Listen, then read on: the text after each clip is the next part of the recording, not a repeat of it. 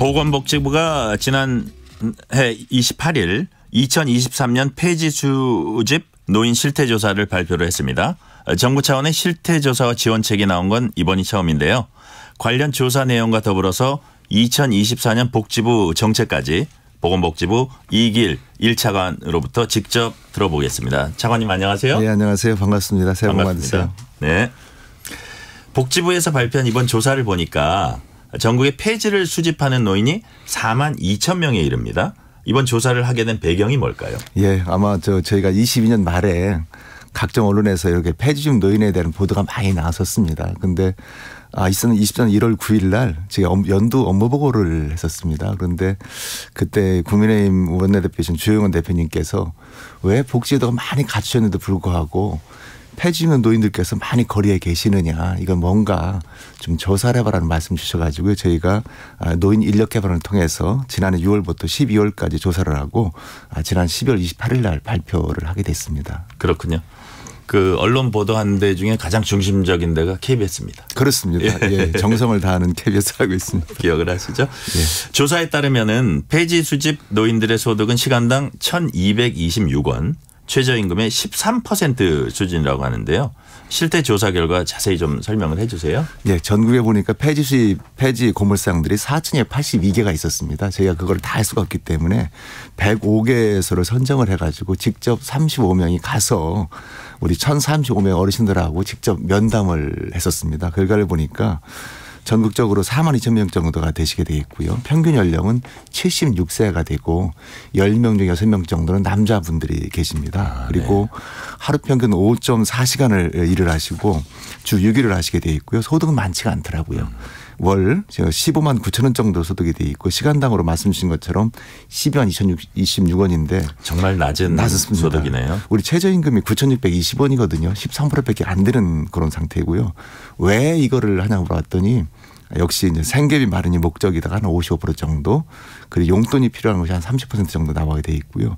이 개인 소득도 우리 전체 노인 평균이 약 130만 원 정도 되십니다. 네. 그런데 이분들은 한 74만 원 돼가지고 한 57% 정도 되게 돼 있고 상당히 좀 건강이 좀 안 좋으시더라고요. 예를 들면은 이 건강하다는 노인이 우리 전체 노인은 한 50.7%가 되는데 이 어르신들은 21%밖에 안 됐고 건강조사도 하셨군요. 그렇습니다. 우울증세도 39%가 돼가지고 3배가 돼 있는데요.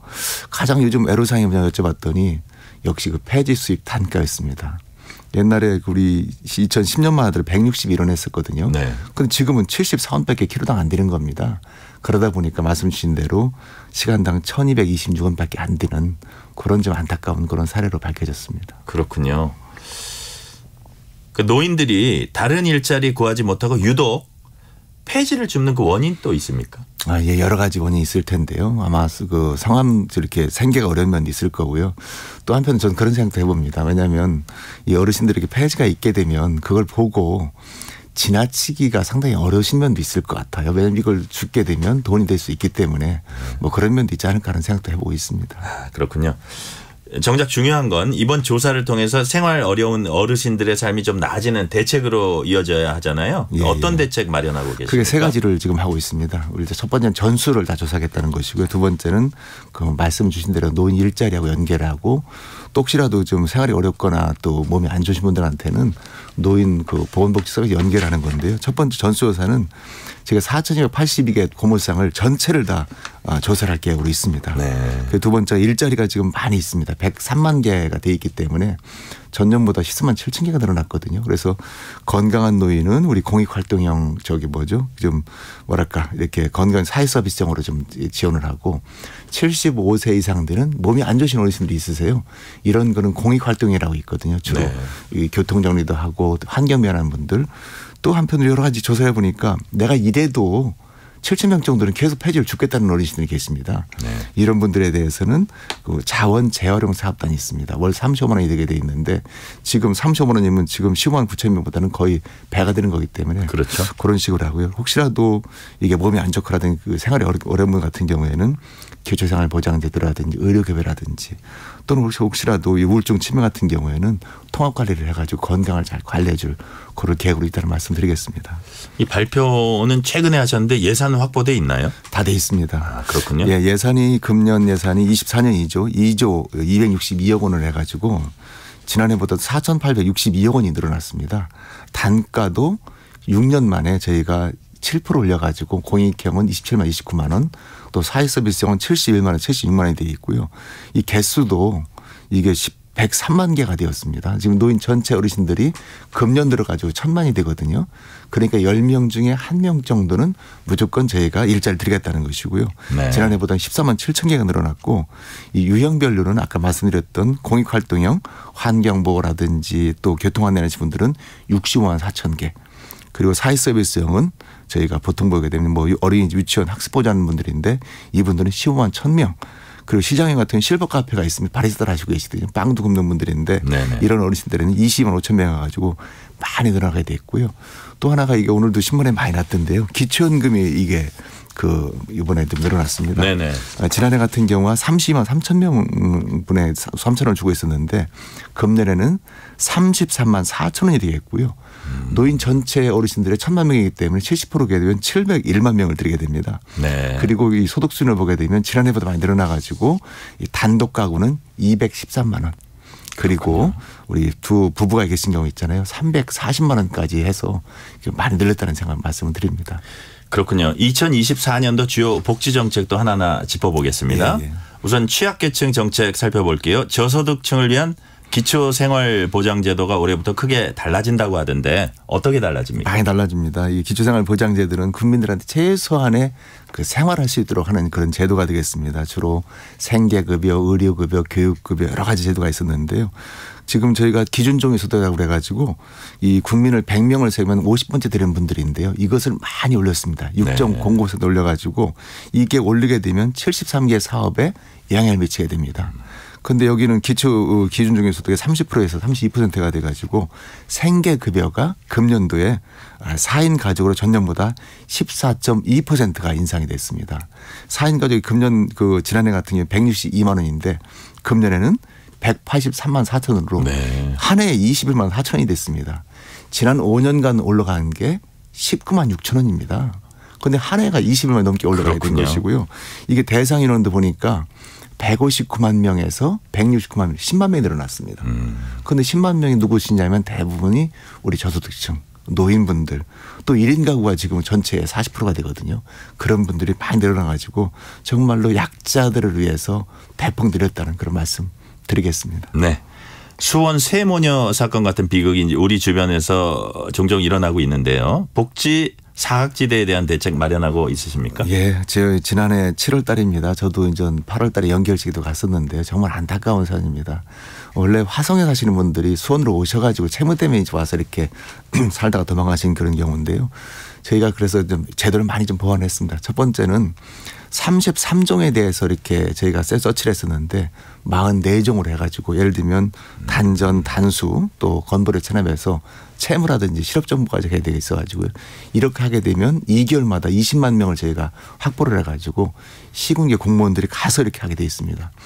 그런데 가보니까 문을 열 수가 없는 거예요. 왜냐하면 문을 열게 되면 이게 또 문제가 되거든요. 그래서 지금 문을 열도록 개문을 하도록 했고 두 번째는 또 전주 같은 사례 가보니까 이게 다 가구가 돼 있는데 이 10가구 있는데 그중에 한 가구인데 이 가구로 확정을 못하는 겁니다. 그게 없어가지고 그것도 저희가 지난해 11월에 호수까지 할 수도 돼 있고 또 복지 등기라고 그래가지고 집배원을 통해서 복지 등기를 개발하기도 하고요. 네. 저도 지난번에 저쪽 청년에 가봤는데요.